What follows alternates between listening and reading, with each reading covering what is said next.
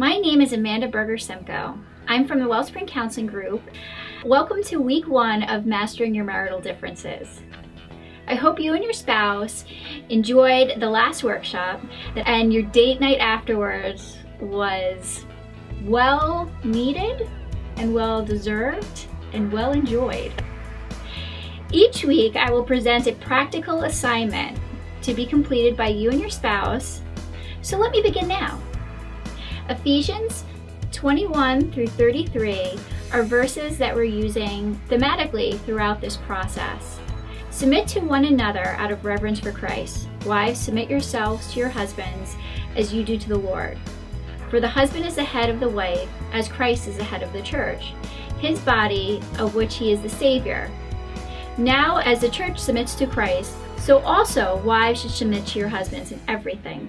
Husbands, love your wives, just as Christ loved the church and gave himself up for her, to make her holy, cleansing her by the washing with water through the world, and to present her to himself as a radiant church, without stain or wrinkle or any other blemish, but holy and blameless. In the same way, husbands ought to love their wives as their own body. He who loves his wife loves himself. After all, no one ever hated their own body. They feed and care for their body, just as Christ does the church. For we are members of his body. For this reason, a man will leave his father and his mother and will be united to his wife, and the two will become one flesh. This is a profound mystery. But I am talking about Christ and the church. However, each one of you also must love his wife as he loves himself, and the wife must respect her husband. Why is love and respect so misunderstood? Why is the love and respect system malfunctioning in marriage? As I spoke about in the last workshop of a common problem in marriages, the understanding of love and respect, I'd like to repeat the scenario so that you could reflect with your spouse more about that. Talk to me, commands the wife. She and her husband are having a conflict.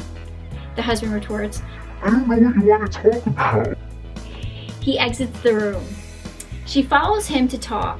He does not give her access to his heart. He closes her off. It is as though he is an island around in which she could paddle, but she is not permitted to land. She is in disbelief.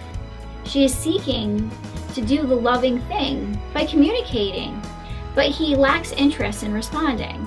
So she thinks, how can he be so unloving? She's hurt, confused, angry, and frightened.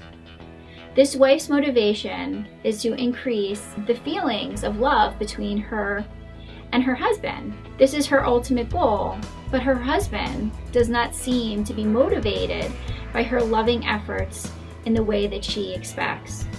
This is a very common problem in marriages. Did you know that women are divorcing their husbands 2 to 3 times more than husbands are divorcing their wives these days? The walk-away wife is quite real, and for many who don't leave, they dream about it. This is a small example of how men and women tend to process things and communicate differently. This is not necessarily a problem, but something that just needs to be worked on in a marriage.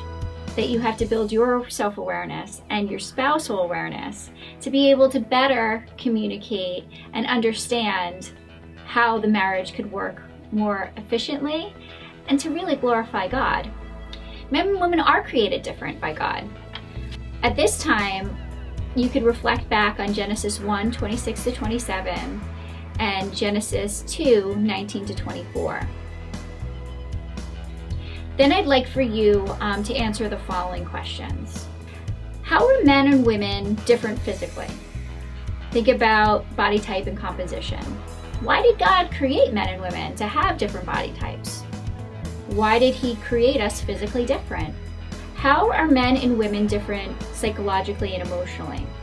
Reflect back from the workshop and how we talked about male and female brain function and socialization. How we were raised, how we end up being more feminine or masculine.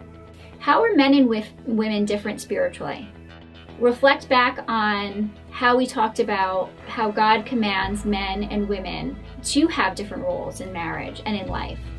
So go ahead and download assignment 1 with your spouse Please read through it, go over the Bible verses, and answer the questions. I look forward to seeing you again next week. Take care. God bless.